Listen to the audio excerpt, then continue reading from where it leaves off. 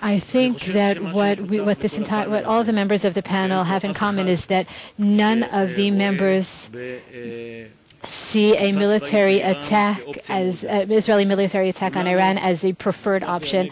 All of us, from Tzachi Hanegbi to Professor Naumkin, would like to see a diplomatic solution, but no one would like to. But everyone would prefer that Iran would not have nuclear capabilities. Professor Naum can think that they're far from that achievement, but he would also not like to see them with military capabilities. The question is, how to define nuclear Iran? And nuclear Iran does not necessarily mean missiles with nuclear warheads with Western technology. It is enough that they have to have a device, to have a device that can be transported in a container to any port in the Mediterranean Sea or the Atlantic Ocean. As soon as Iran has such a device, it is nuclear. And that the second dilemma, which brings us to the second dilemma, we do not want to allow them to reach that point. That is Israel's red line. The international community's red line is in a completely different place. It is the actual the practical aspects of their capabilities. The Iranian capabilities in 2013 is such that when the practical implications do occur, you will not be aware of it. The breakthrough time will be short, and your ability to do anything about it will be very low. I would like to thank my entire staff for allowing us to reach these understandings. I am glad that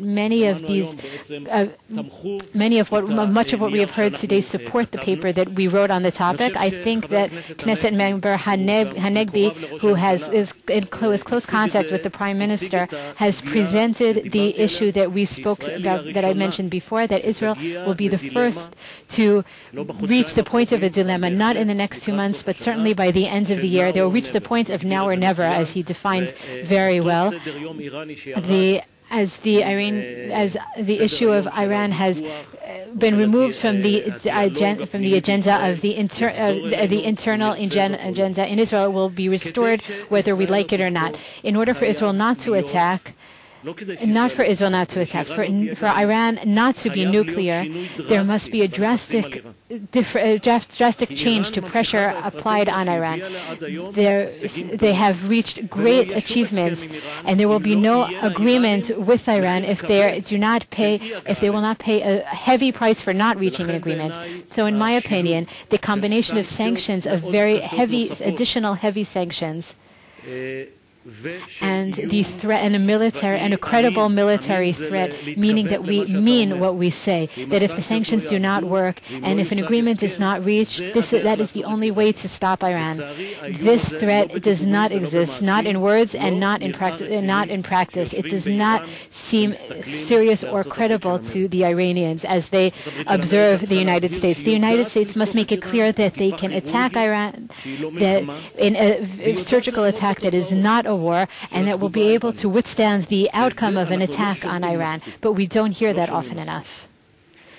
In 2005, when I prepared to become the head of the IDI, I saw a caricature that stood out where it showed an Iranian in a spaceship with the symbol of the nuclear weapons was right before him, and the United States was drawn as either a turtle or a snail. I don't remember which one, but it was clear which would reach the target, which would reach the finish line first.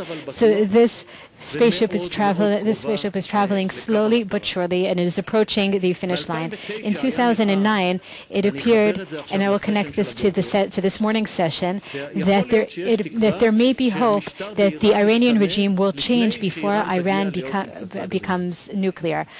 This hope was not realized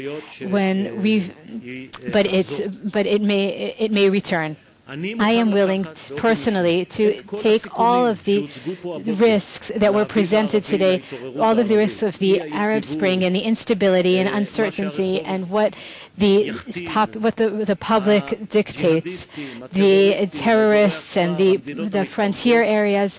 I am willing to take all of those chances if someone promises me that this Arab awakening will not be only Arab, but will also reach Tehran. And then I think we will be able to decrease our level of preparedness.